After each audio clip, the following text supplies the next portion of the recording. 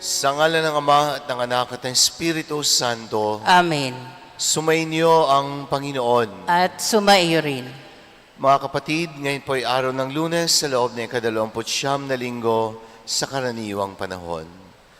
Ihanda natin ang ating mga sarili sa banal na piging at upang tayo maging karapat-dapat sa banal na pagdiriwang, aminin natin at pagsisihan ang ating mga pagkukulang.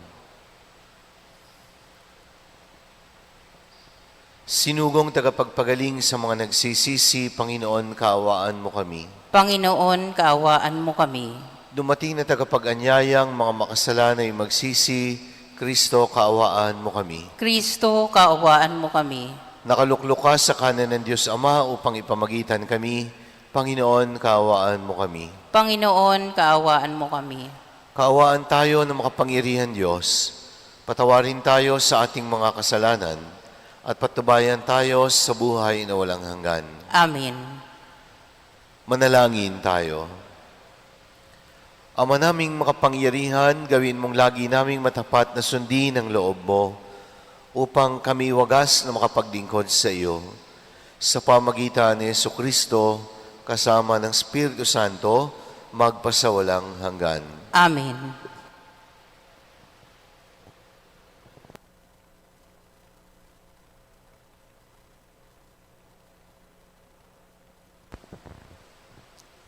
Pagbasa mula sa sulat ni Apostol San Pablo sa mga taga-Roma.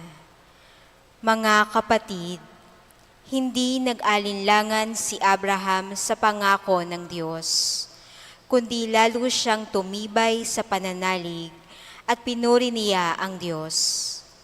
Lubos siyang nananalig na matutupad ng Diyos ang kanyang pangako. Kaya't dahil sa kanyang pananalig, siya'y pinawalang sala.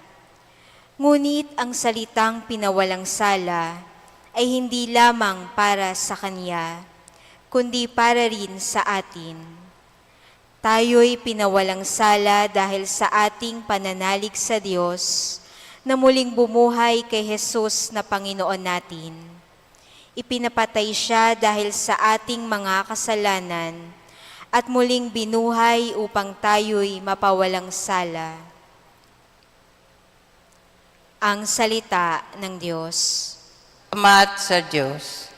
Poong Diyos ay purihin, nilingap niya ang Israel. Poong Diyos ay purihin, liningap niya ang Israel. Nagpadala ang Diyos sa atin ng isang makapangyarihang tagapagligtas mula sa lipi ni David na kanyang lingkod. Ipinangako niya sa pamamagitan ng kanyang mga banal na propeta noong una. Poong Diyos ay purihin, nilingap niya ang Israel. Na ililigtas niya tayo sa ating mga kaaway at sa kamay ng lahat ng napopoot sa atin. Ipinangako rin niya na kahahabagan ng ating mga magulang at aalalahanin ang kanyang banal na tipan. Poong Diyos ay purihin, nilingap niya ang Israel. Iyan ang sumpang binitiwan niya sa ating amang si Abraham, na ililigtas tayo sa ating mga kaaway, upang walang takot na makasamba sa Kanya, at maging banal at matuwid sa Kanyang paningin habang tayo'y nabubuhay. Poong Diyos ay purihin, nilingap niya ang Israel.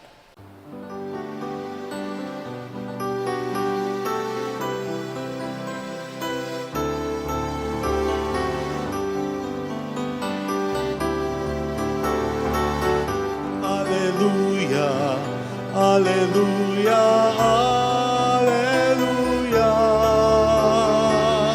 alleluia, alleluia, alleluia. Alleluia, alleluia, alleluia, alleluia. Alleluia, alleluia, alleluia.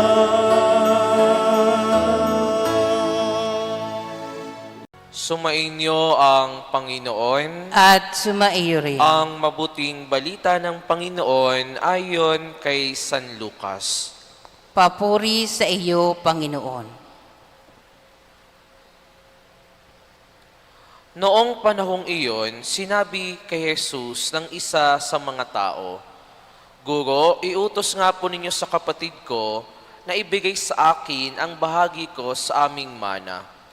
Sumagot siya, "Ginoo, sino ang naglagay sa akin bilang hukom o tagapaghati ng mana ninyo?" At sinabi niya sa kanilang lahat, "Mag-ingat kayo sa lahat ng uri ng kasakiman, sapagkat ang buhay ng tao ay wala sa laki ng kayamanan." At pagkatapos ay sinaysay ni Jesus ang talinghagang ito. Ang bukiri ng isang mayaman ay umani ng sagana, kaya't nasabi niya sa sarili, "Ano ang gagawin ko? Wala na akong paglagyan ng aking ani. Gigibain ko ang aking mga kamalig at magtatayo ako ng lalong mas malalaki. Doon ko ilalagay ang aking ani at ari-arian. At sasabihin ko sa aking sarili, ayan, marami na akong ari-arian. Hindi na ako kukulangin habang buhay. Kaya't mamamanghinga na lang ako, kakain, iinom at magsasaya." Ngunit sinabi sa kanya ng Diyos, "Hangal, sa gabing ito'y babawian ka ng buhay. Kanino mapupunta ang mga bagay na inihanda mo?" Ganyan ang sasapitin ng nagtitipon ng kayamanan para sa sarili, ngunit dukha naman sa paningin ng Diyos. Ang mabuting balita ng Panginoon. Pinupuri ka namin, Panginoong Hesukristo.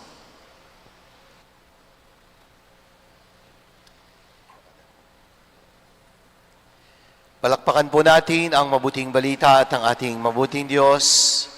Isang mabiyayang umaga po sa inyong lahat. Ang pagiging mayaman ay isang biyayang pinagpapasalamat. Ang pagiging sakim ay isang sumpa na dapat iwasan. Kaya sa ating ebanghelyo, pinag-iingat tayo ng Panginoon sa lahat ng uri ng kasakiman. Sapagkat ang buhay ng tao ay hindi nasusukat sa dami ng kanyang kayamanan. Hindi lahat ng taong mahirap sa material na bagay ay masasabing malungkot sa pagiging mahirap.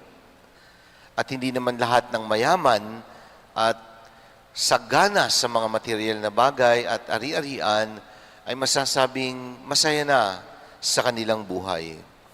Sapagkat kung minsan, ang yaman, bagamat ito'y isang biyaya, ay pwedeng magdala sa tao sa kapahamakan kung ang puso niya ay ikinulong na niya sa kanyang yaman.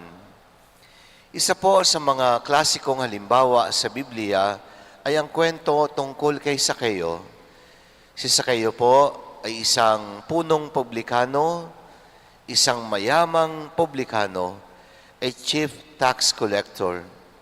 He had a lot of money and he could buy a lot of things through his money. He was a person of influence.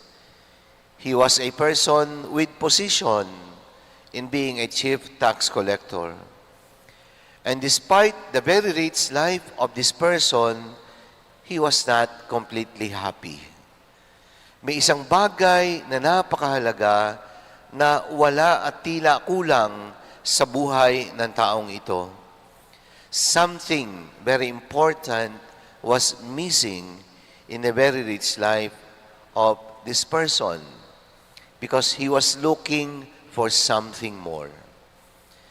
At nung makita niya ang Panginoon, nagtama ang kanilang paningin at inanyayahan ni Jesus ang kanyang sarili na pumunta sa bahay ni Sakeo.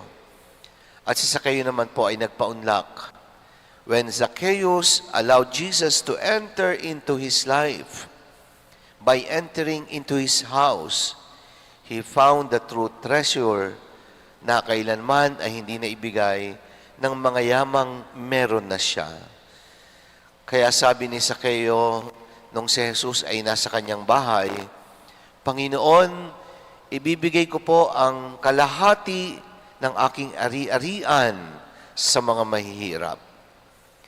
At kung may nadaya po ako dahil sa aking pagiging maniningil ng buwis, ibabalik ko po sa kanya makaapat na ulit. Pinapatunayan lang po sa talinghaga tungkol sa isang mayaman na nung yumaman pa ng yumaman ay walang nakita kundi ang kanyang sarili. Sapagkat ang sabi sa talinghaga, hangal, sa gabing ito kukunin ang buhay mo at saan mapupunta ang lahat ng iyong yaman. Ganyan ang sasapitin ng mga taong nag-iimpok ng kayamanan para sa sarili, subalit dukha naman sa paningin ng Diyos. Money cannot buy true happiness. Bakit?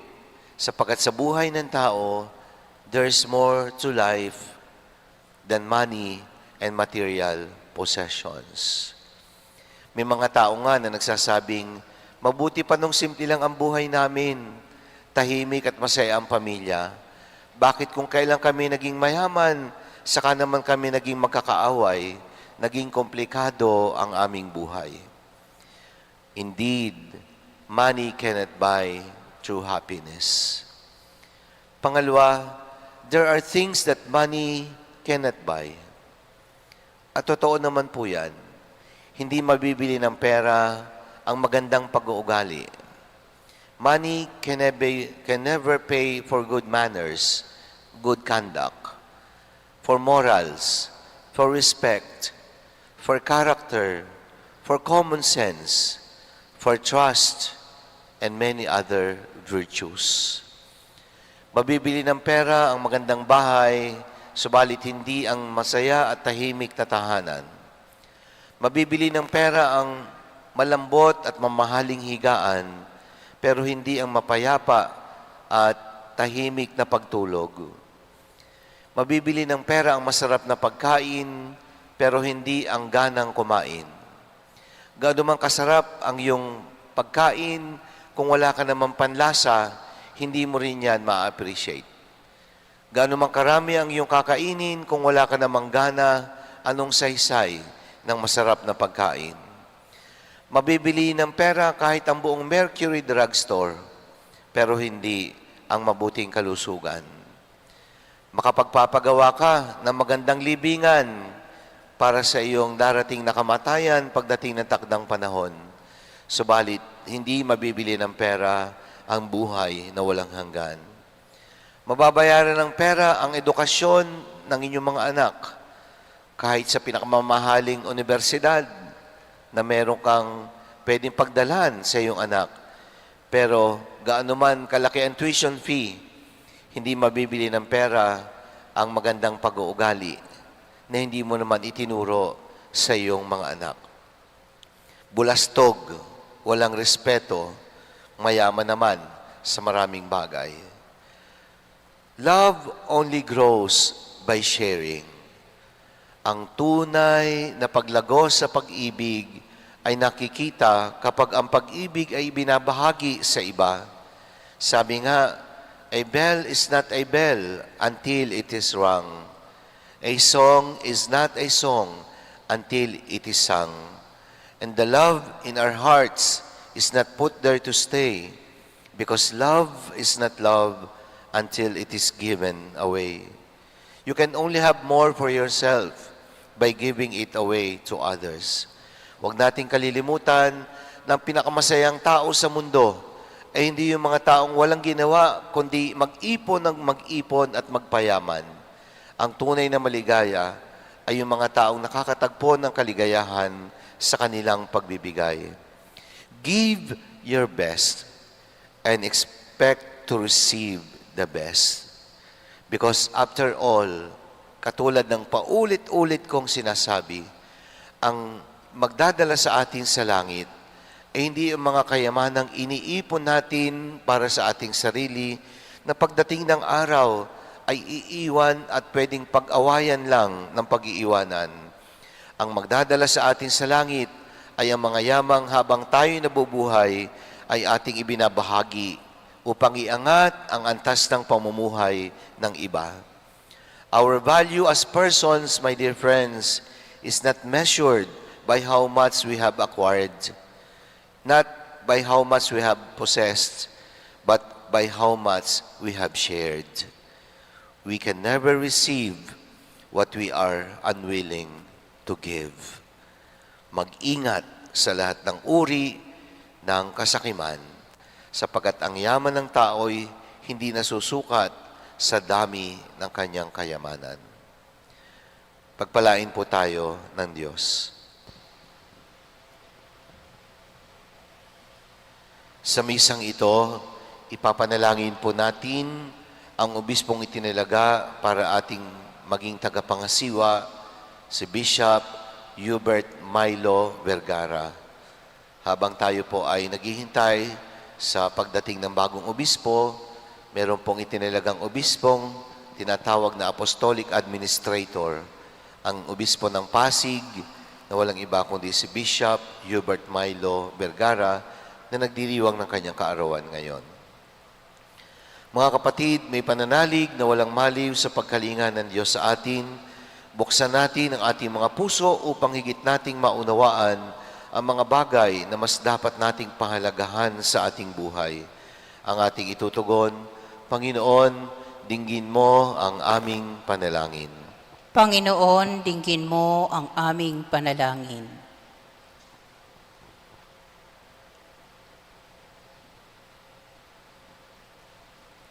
Ang Santo Papa, mga obispo, mga pari at mga relihiyoso, naway patuloy na ipadama ang presensya ni Kristo sa buong daigdig. Sa pamamagitan ng simpleng pamumuhay, manalangin tayo sa Panginoon. Panginoon, dinggin mo ang aming panalangin. Ang katarungan at pagkakapantay-pantay, naway maisulong sa pamamagitan ng mga pagbabagong politikal, panlipunan at pangkabuhayan, manalangin tayo sa Panginoon. Panginoon, dinggin mo ang aming panalangin.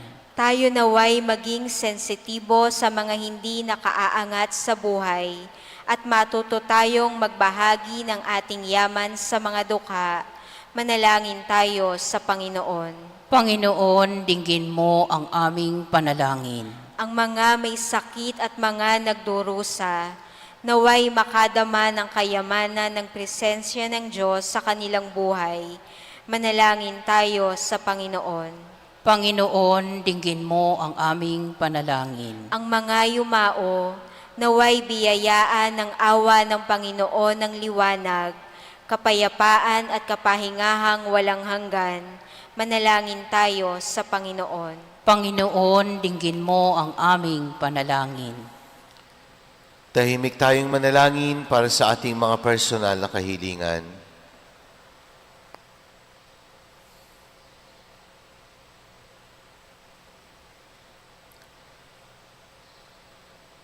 Ama naming Diyos, pinasasalamatan ka namin sa iyong napakaraming biyaya sa amin.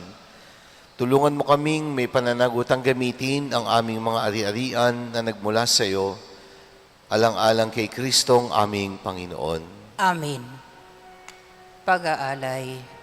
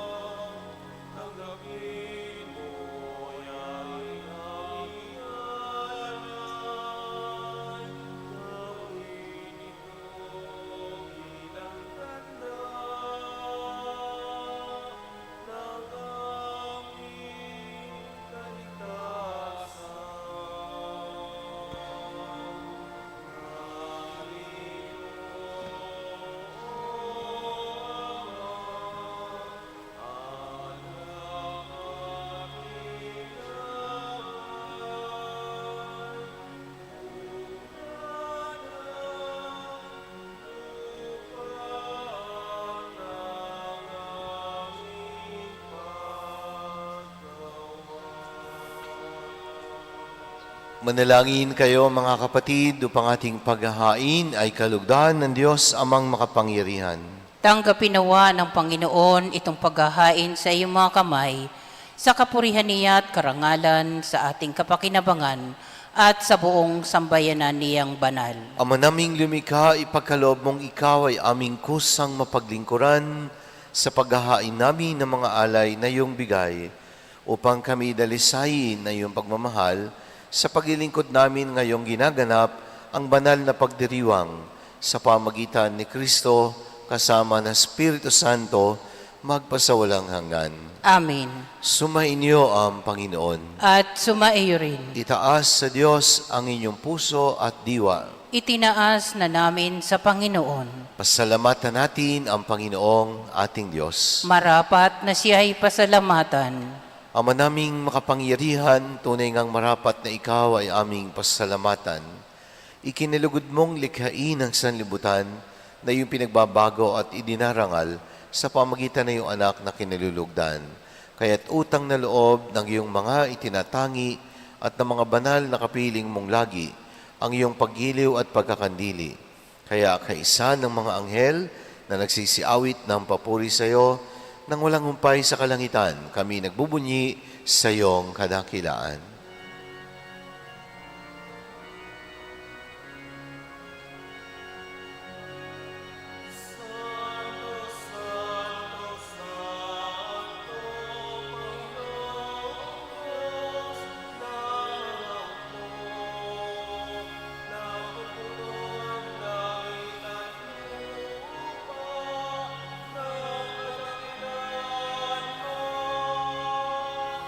Sana sa kataasan,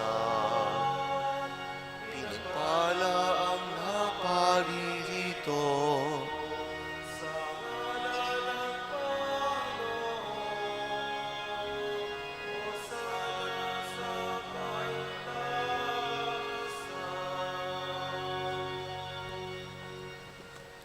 Ama naming banal, ikaw ang bukal ng tanang kabanalan, kaya't sa pamagitan ng iyong Espiritu, ngayon mong banal ang mga kaloob na ito upang para sa amin ay maging katawan at dugo ng aming Panginoong Heso Kristo. Bago niya pinagtiisang kusang loob na maging handog, hinawakan niya ang tinapay, pinasalamatan kaniya, pinagati-hati niya yon, iniabot sa mga alagad at sinabi, "Tanggapin ninyong lahat ito at kanin. Ito ang aking katawan na ihahandog para sa inyo."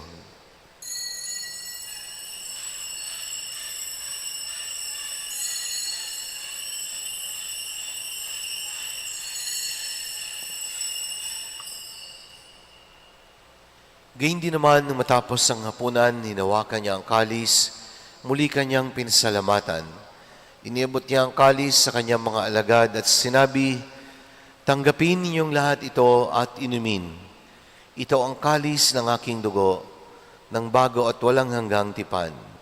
Ang aking dugo na ibubuhos para sa inyo at para sa lahat, sa ikapagpapatawad ng mga kasalanan. Gawin niyo ito sa pag-alala sa akin."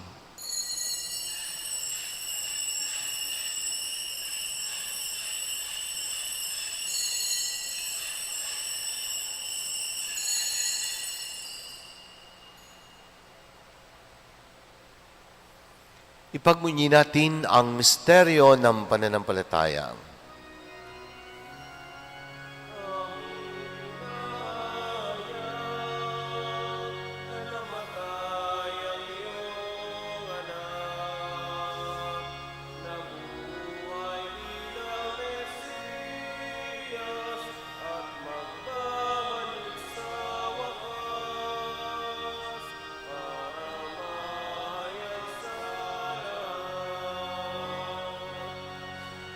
Ama, ginagawa namin ngayon ang pag-alala sa pagkamatay at muling pagkabuhay ng iyong anak. Kaya iniaalay namin sa iyo ang tinapay na nagbibigay buhay at ang kalis na nagkakaloob ng kaligtasan. Kami nagpapasalamat dahil kami iyong minarapat na tumayo sa harap mo para maglingkod sa iyo.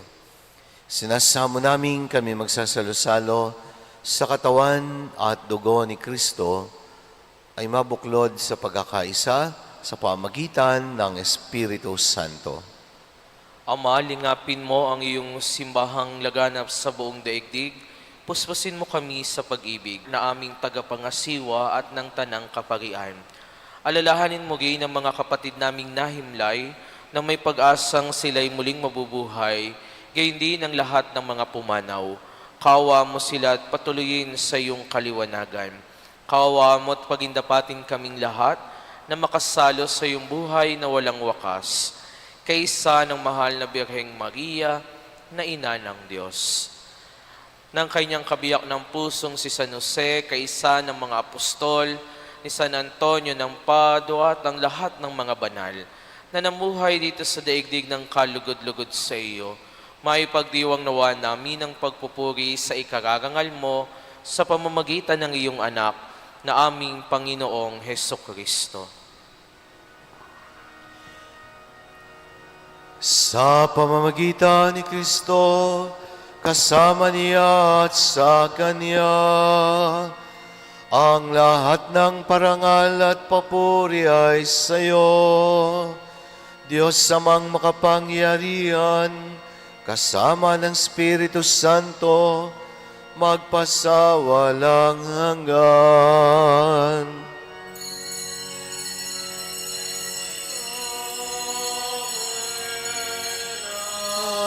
Amen. Amen. Lakas loob nating awitin ang panalangin itinuro ni Jesus.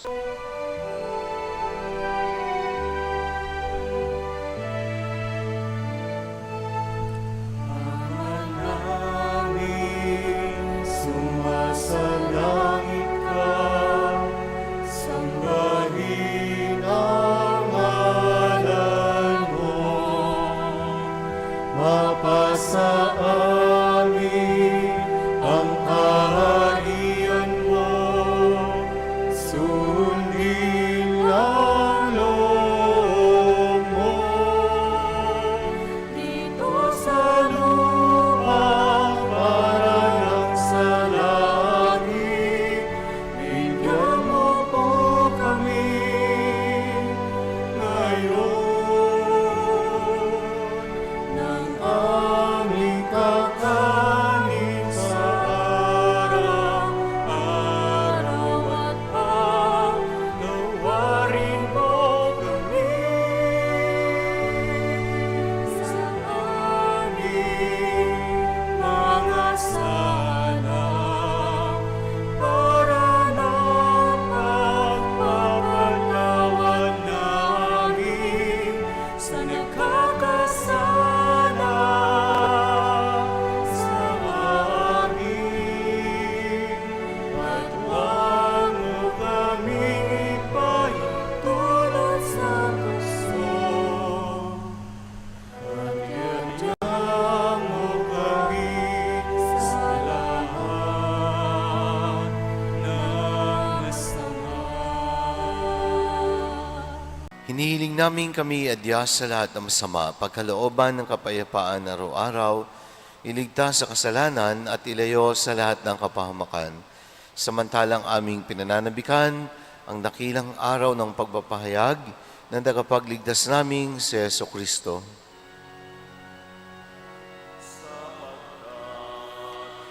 Iyo ang kaharian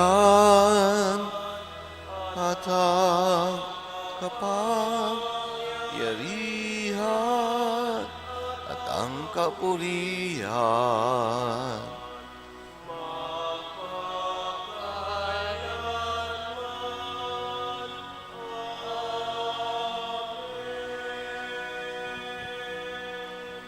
Panginoong Hesukristo, sinabi mo sa iyong mga apostol, kapayapaan ang iniiwan ko sa inyo, ang aking kapayapaan ang binibigay ko sa inyo.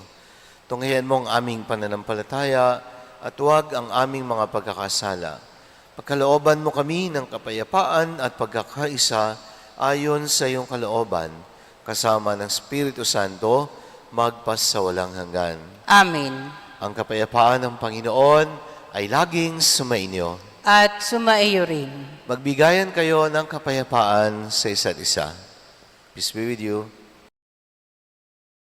Kordero ng Diyos na nag-aalis ng mga kasalanan ng sanlibutan, maawa ka sa amin.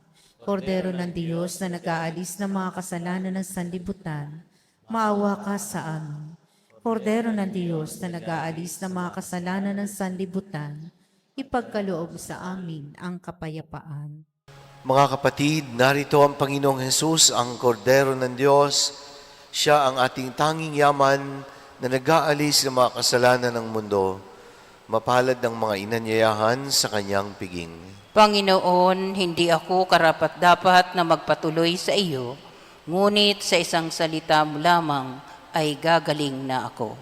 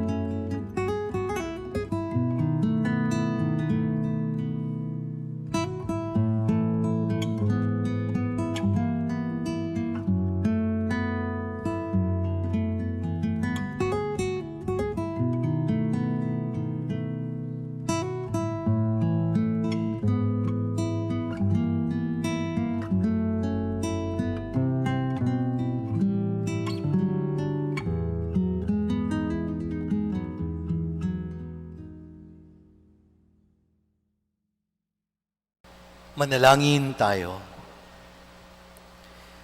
Ama naming mapagmahal, gawin mong sa aming banal na paikinabang, kami ngayon ay iyong matulungan at mahubog para mamuhay sa kalangitan. Sa pamamagitan ni Jesucristo, kasama ng Espiritu Santo, magpasawalang hanggan. Amen. Sumainyo ang Panginoon. At sumaiyo rin. Pagpalain kayong lahat ng makapangyarihan Diyos, Ama, at ng Anak, at ng Espiritu Santo. Amen. Tapos na ang misa, simula ng muli ng ating misyon. Salamat sa Diyos.